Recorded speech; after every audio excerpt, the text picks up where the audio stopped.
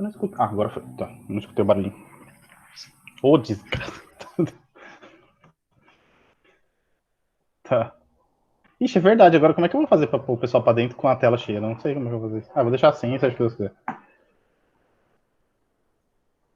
É, não sei se vai ajudar muito. Ah, foda, vamos deixar pra qualquer coisa sai. Bom, seguinte. O Lakens, para quem não conhece, ele é um estatístico relativamente famoso, assim, manjador da matemática, principalmente tipo, ele entende muito da parte bayesiana das análises estatísticas, né? Ele é referência no assunto. E, bom, tô para conhecer um cara que publica mais sobre isso e com mais propriedade do que ele nos últimos, sei lá, 5, 6 anos, que é quando eu conheci ele, que eu fiz os cursos dele no Coursera de inferência estatística.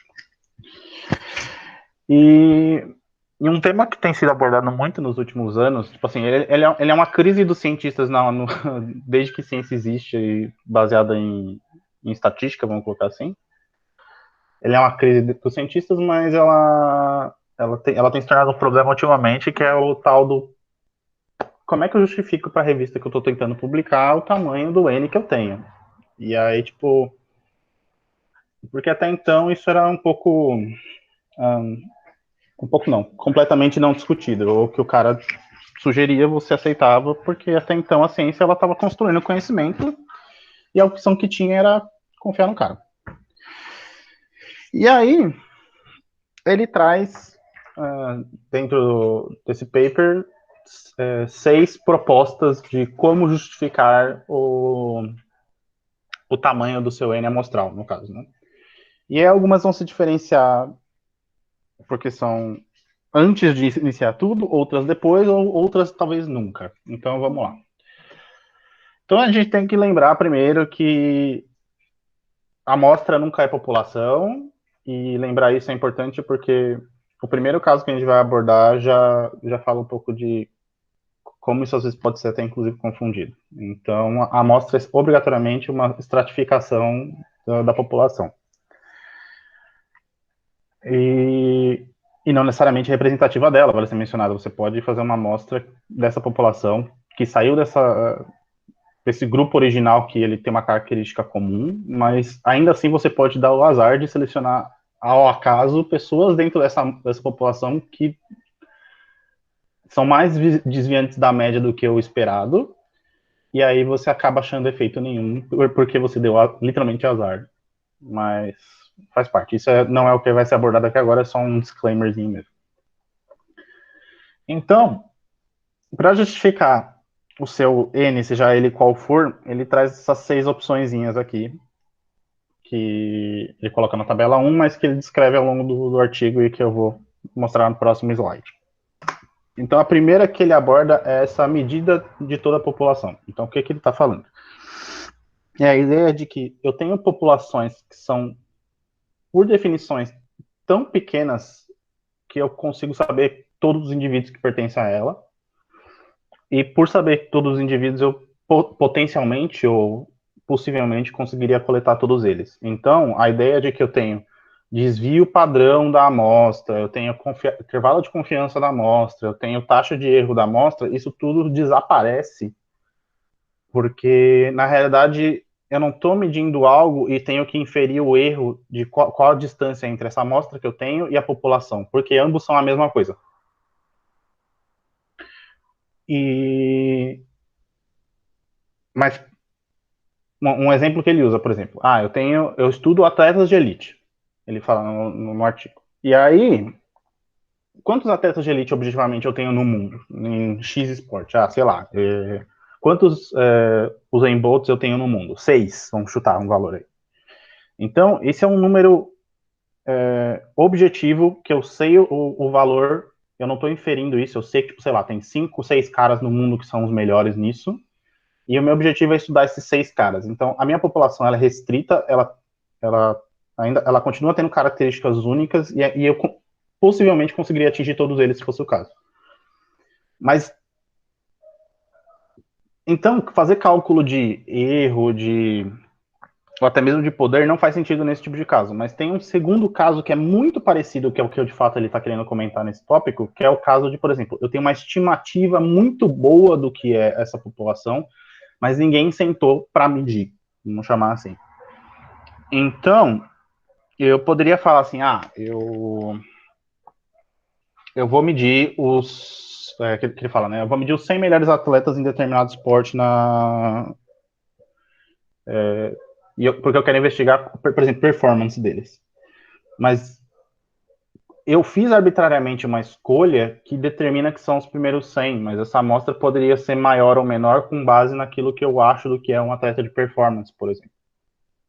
E aí eu tenho que fazer um cálculo de correção para o intervalo de confiança, que é esse cálculo que está aí embaixo. Então, eu tenho uma amostra estimada, que é esse N grandão, e aí eu vou subtrair dessa amostra estimada a amostra que eu coletei, porque se objetivamente eu tivesse todo mundo, eu não teria que fazer esse cálculo, porque seria 1. E eu elimino disso a amostra total menos 1. Então, ainda é uma amostra que é uma população que eu sei que tem um número estimado bastante preciso, mas ninguém saiu lá no mundo para medir, objetivamente. Então, a gente não sabe.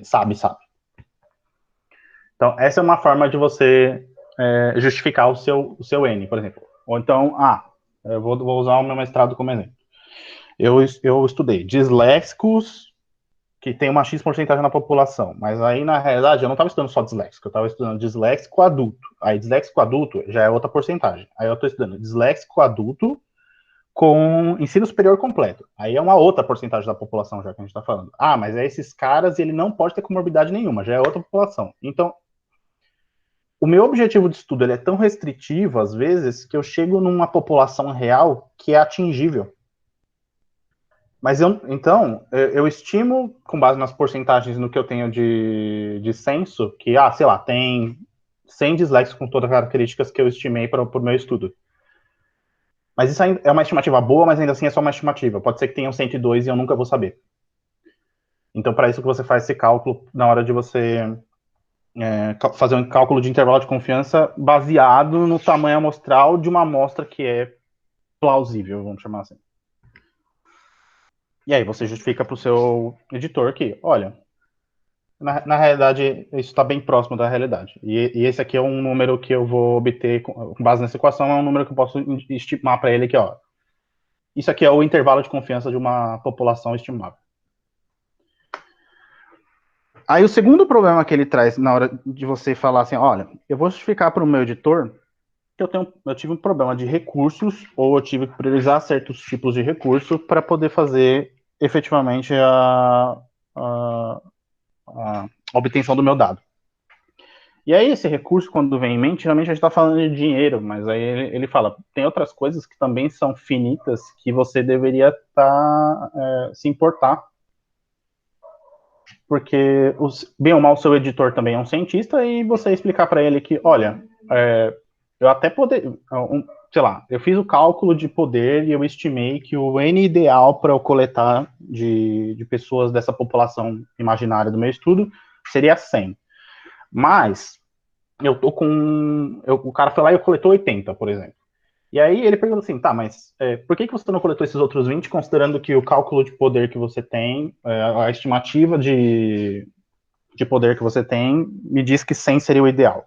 Bom, porque meu aluno tem que defender mês que vem, seja o mestrado, doutorado dele, ou eu preciso de X tempo para fazer minha análise de dados, porque minha análise de dados implica em usar X, Y, Z equipamento, e cronologicamente ele não está disponível sempre, então eu tive que parar de coletar por essa razão.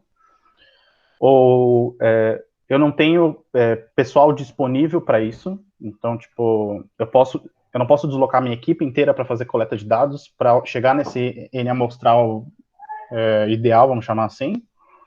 Então, ele fala muito desse trade-off que acontece,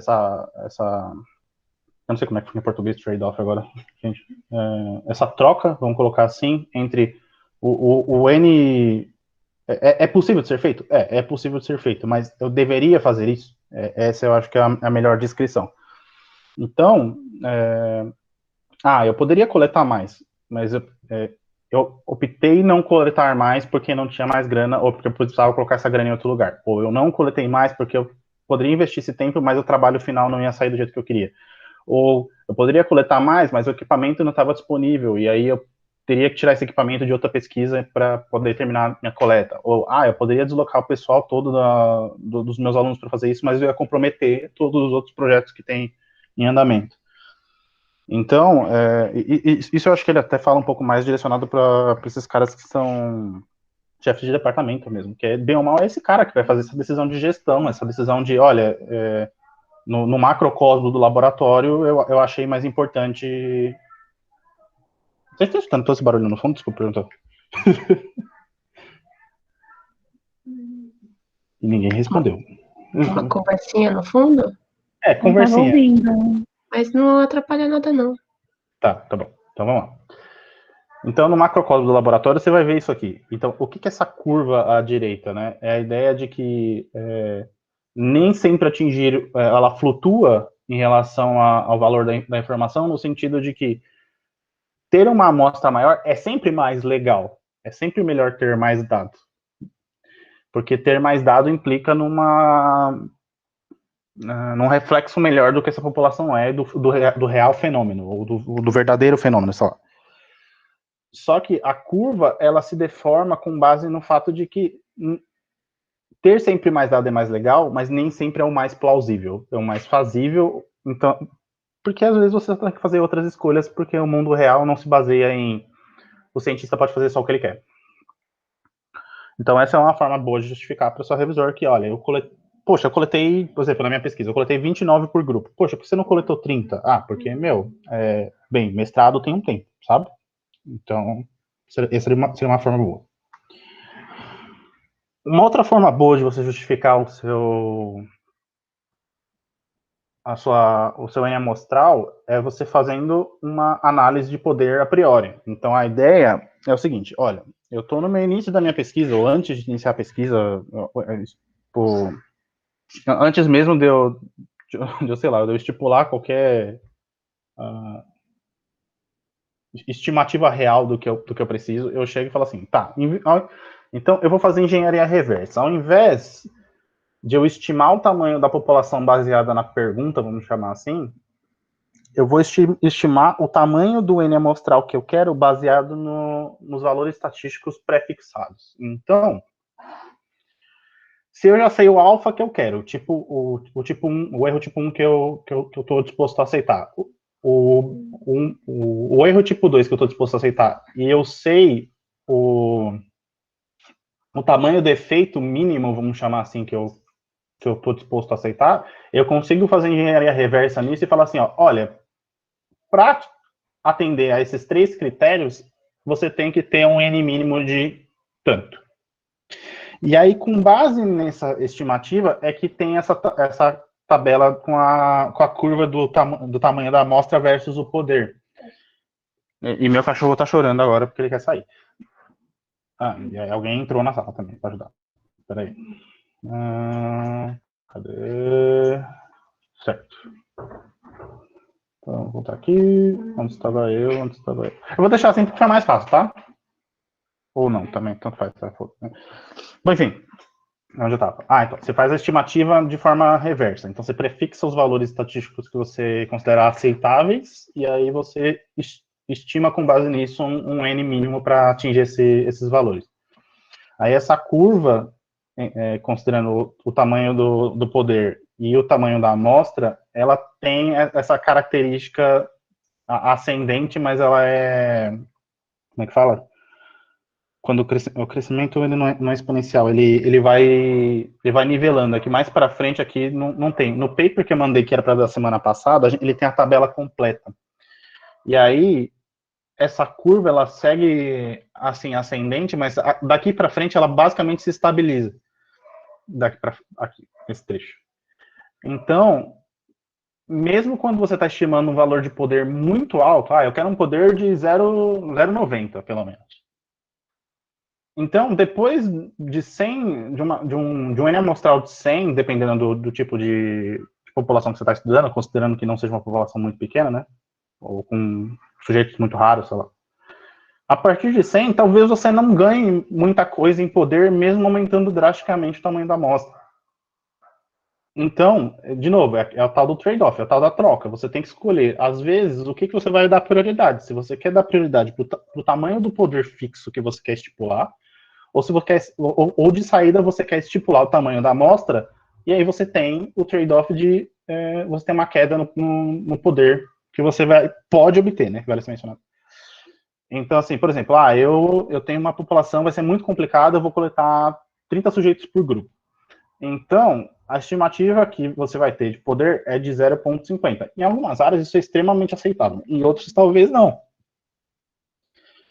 Então, essa é uma forma de você justificar a coisa toda hora. Assim, ó, eu fiz lá o cálculo, eu estimei que a minha população tem X sujeitos e eu estou disposto, vamos chutar valores mais reais, vai. Então, por exemplo, eu estou estudando uma população que tem 10 milhões no mundo, mas eu só vou ter acesso direto a 30 deles. Então, eu vou atingir 0,5. Mas por qualquer razão que seja, porque minha verba foi cortada, ou porque o horário de coleta é restritivo no equipamento, qualquer coisa parecida, então o seu poder máximo vai ser 0,3. Então, você pode, inclusive, complementar essas justificativas de forma a falar, olha, eu queria ter podido feito mais, mas só não dava mesmo. Ou essas pessoas são muito inacessíveis, ou às vezes, eu estudo, sei lá, população indígena na Amazônia, sabe? Então, tipo assim, quantos caras, objetivamente, eu vou conseguir acessar? Então, vamos dizer que eu acho uma tribo com 50 e eu vou estimar essa medida seja imaginária, seja qual for, de 50. Então, eu estipulei o poder de 70 e já tenho estipulado de saída o erro tipo 1 e o erro tipo 2. E o fato de você ter essas informações a priori ajuda muito na hora de você convencer o revisor de que esse era o melhor que podia ter sido feito mesmo. E aí ele coloca, inclusive, no artigo, um trechinho do código do R do... eu não lembro qual é o nome do pacote agora. Mas que ajuda muito, pelo menos para mim, programa, ajuda muito a entender qual que é o raciocínio por trás disso. Que isso tudo aqui é baseado, obviamente, na santa amostra normal, né? Então, o que ele está falando? Eu quero que rode uma simulação 10 mil vezes, e aí, para cada uma dessas simulações, você vai gerar uma amostra normal, de 20 sujeitos, por exemplo, e com uma média de 0,5 e um desvio padrão de 1, que é o clássico da amostra normal, né? E aí, para cada um dessas... Nossa, carro do ovo, não sei o que é do ovo, enfim. E aí, para cada uma dessas tentativas, desses cenários hipotéticos, você vai fazer um t-teste, e aí você vai pegar o p-valor disso e extrair, e você vai criando um vetor imenso de 10 mil itens. E aí, como é que você vai estimar o poder disso? Você vai pegar dentro desse vetor com as 10 mil simulações, e você separa só os itens que são menores do que 0,05, que é o alfa que você já tinha estipulado, e aí você divide pelo número total de simulações. Tchan, tchan, tá aí seu poder. Então parece um treco muito complicado, até olhando, mas é mais simples do que parece. E tem softwares agora que já fazem isso sozinho para você, então você já não tem nem que ficar batendo cabeça de como criar a sintaxe ou coisa parecida com isso. Certo. Mas, eu não quero me basear no tamanho do poder. Porque poder não é garantia de efeito, poder não é garantia de que eu vou achar um P um P lá no final que vai ser mais ou menos publicável. Eu quero partir da premissa de que eu vou ter alguma certeza de que a amostra que eu estou pegando de fato representa o fenômeno, vamos chamar assim. E aí você está se baseando na acurácia e não mais no tamanho da amostra em si. E aí você, com base no quão certo você quer estar, vamos chamar assim, possivelmente certo você vai estar, aí você de fato estima o N. E aí, qual que é o cálculo que ele passa? Também tem automatizado no R, tem no Python, que eu já vi, e tem esses programas tipo de web que também fazem. Eu acho que, inclusive, no Geo de Estatística você já deve ter comentado. Então, eu vou estimar o valor crítico do intervalo de confiança, eu vou pegar qual que é o desvio padrão dessa amostra imaginária, pensando que é uma amostra, de novo, normal e tal. Se não fosse, tem que fazer algumas correções antes. E vou estimar qual que é o tamanho desse intervalo de confiança. Então, quanto eu aceito que esse intervalo varie, não quando a gente está falando do desvio padrão da amostra em si. E aí, com base nessas medidas, eu consigo estimar um tamanho, de novo, do N amostral. Então, a diferença primordial entre entre o análise de poder, nesse caso, e a acurácia é qual tipo de certeza eu quero ter. De novo, vale ser mencionado, nada impede que você faça ambos, ou todos, né, no caso. E lembrando, né, que, tipo, beleza, eu fiz uma análise de acurácia, então eu tenho alguma certeza de que essa população que eu tô, esse número amostral que eu tô estipulando, ele tem X chance, vamos colocar assim, de estar dentro do intervalo correto, para eu encontrar efeito. Mas é aquela coisa que ele falou, tipo, sei lá, umas 6 vezes só nesse trecho, que é tipo, isso não é garantia de nada. Isso não garante que você vai achar a população. Isso só quer dizer que você está fazendo um chute que não é no escuro, como a maior parte dos cientistas fazem, parece. Aí, a quinta opção que ele diz é a que ele chama de heurística, mas que eu chamo de porque alguém disse. E o que é essa tal de heurística? Tipo, tem áreas do conhecimento que você só não sabe qual é a amostral ideal. Tipo, mesmo que você esteja falando de é uma população clínica, então eu sei que tem X% dele no mundo. Ou, eu estou estudando um fenômeno que acontece de tanto em tanto tempo regularmente.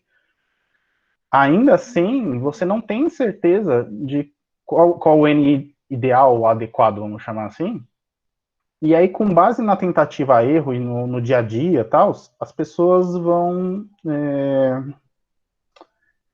aceitando, vamos chamar assim, um N mágico, que, tipo, nas neurociências durante muito tempo foi o tal do N30, né, que é o N mágico para você fazer qualquer coleta de EEG, ressonância, assim vai. E na neuropsicologia eu lembro que tem um também, agora eu não lembro para qual, para testes, mas eu lembro que tem um N mágico que eles falavam durante muito tempo que está caindo por terra agora. E a ideia é que a pessoa estima isso com base na experimentação do dia a dia, ela roda muito teste, ou ela roda muita análise estatística, ou ela conhece a população intimamente, ou ela conhece o fenômeno de muito perto, e aí ela estima da cabeça dela um N, e aí ela publica esse N múltiplas vezes, porque na realidade até então, seja lá qual campo de estudo for, não existia um consenso do que é o N mínimo ideal, vamos chamar assim. Só que é aquela coisa, tipo, ele foi lá e publicou 3 artigos falando que o N ideal é N30, legal. Aí você que é um cara novo na área, vai lá e lê o artigo desse cara e fala assim, ele usou 30, então 30 deve ser um número bom. Eu vou continuar usando isso aí. E aí, cria-se uma cultura de Ns mágicos que é baseada em 100% achismo. Então, eu peguei, eu vi que o fulano, que é um referência na área, publicou, tem, sei lá, 20 mil citações, ele pegou e ele usou um NX.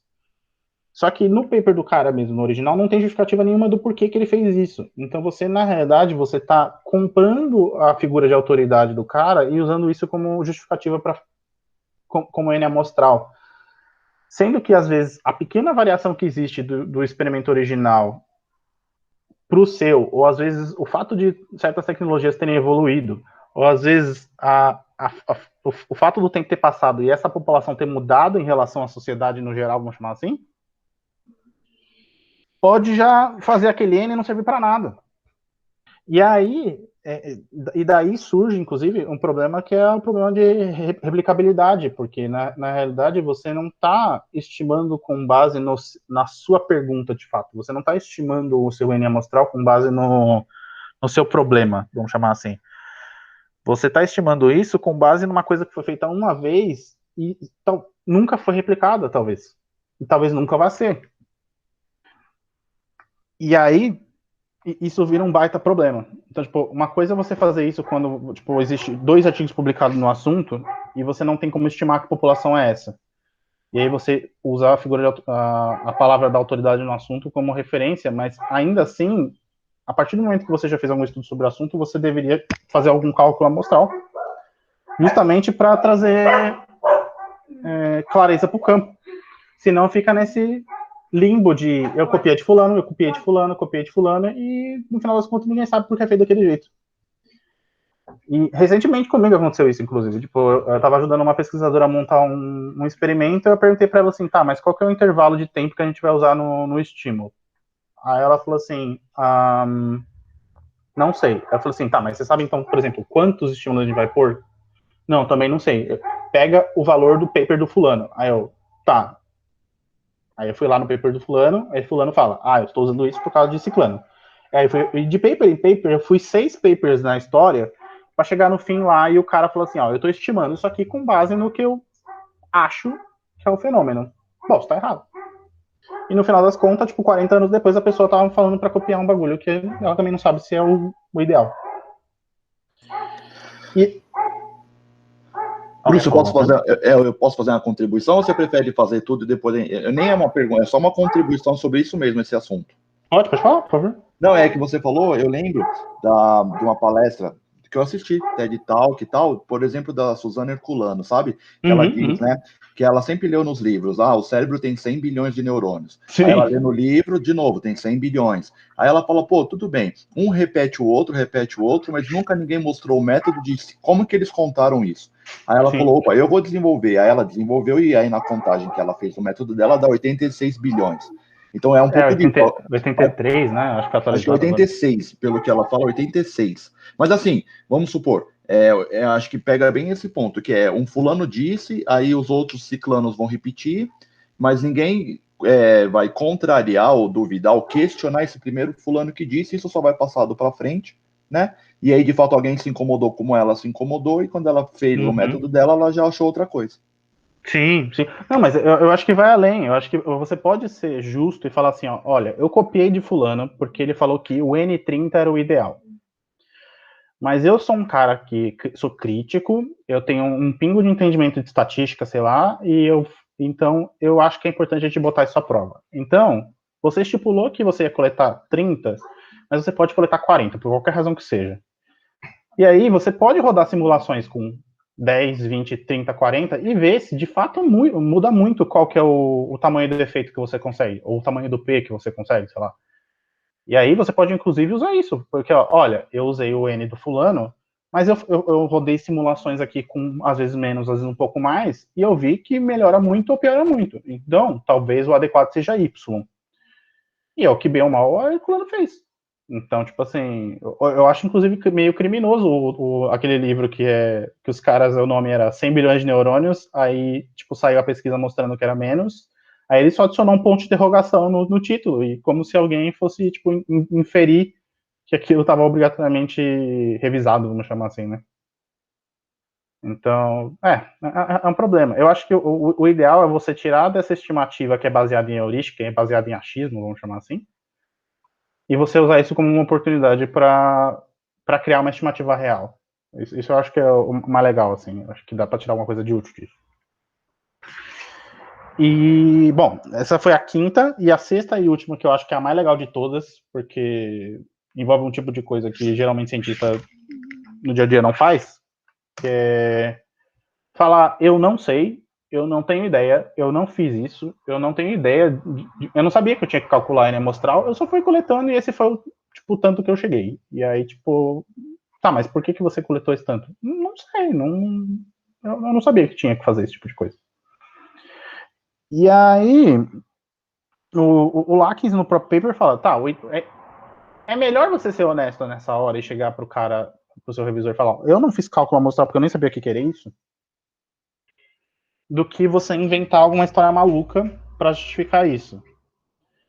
Porque se você partir do a priori de, olha, eu não fiz porque eu não sabia, ou porque eu não pensei nisso, ou seja lá o que for, o seu revisor vai interpretar isso como honestidade intelectual e falar assim, ó, olha, você não fez, mas agora, a posteriori, você pode fazer isso, isso, isso e isso, e talvez a minha sugestão de revisão seja justamente essa. Então, inclui uma análise de poder agora, inclui um tamanho de efeito. Olha, eu acho que você poderia, então, fazer uma simulação com mais ou menos sujeitos.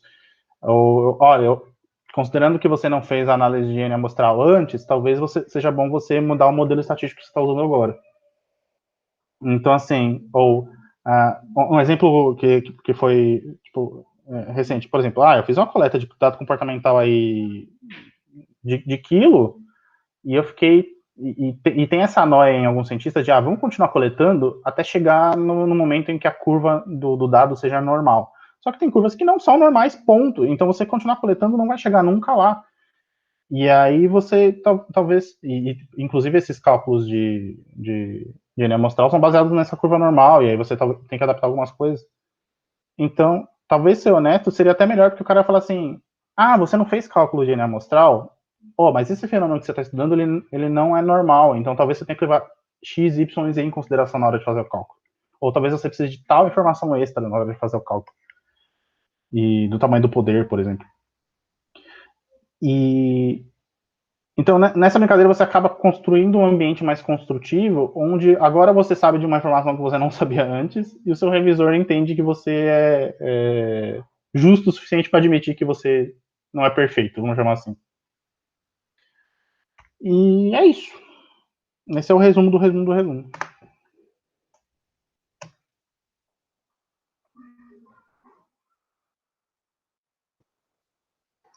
E aí, pessoal?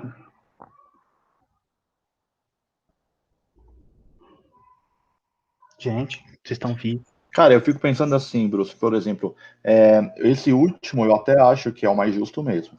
Mas eu não sei se, por exemplo, né, como é que é a resposta de um revisor perante a isso, sabe? Tipo, vai estudar mais então. Lógico, ele pode também ser gente boa, porque, eu vou dar um exemplo do meu artigo do mestrado. Mandei já para 4 revistas.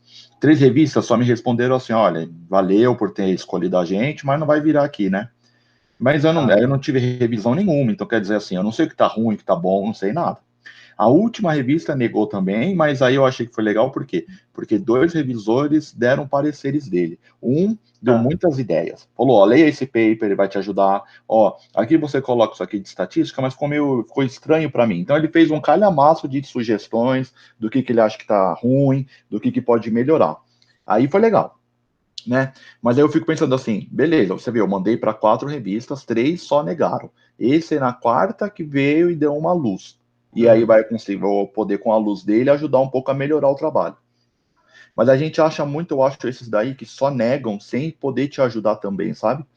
Fica uma coisa muito mais, acho que, de mercado do que de uma ajuda intelectual, de um crescimento, assim, de conhecimento. Essa relação entre quem vai publicar e quem vai revisar, sabe?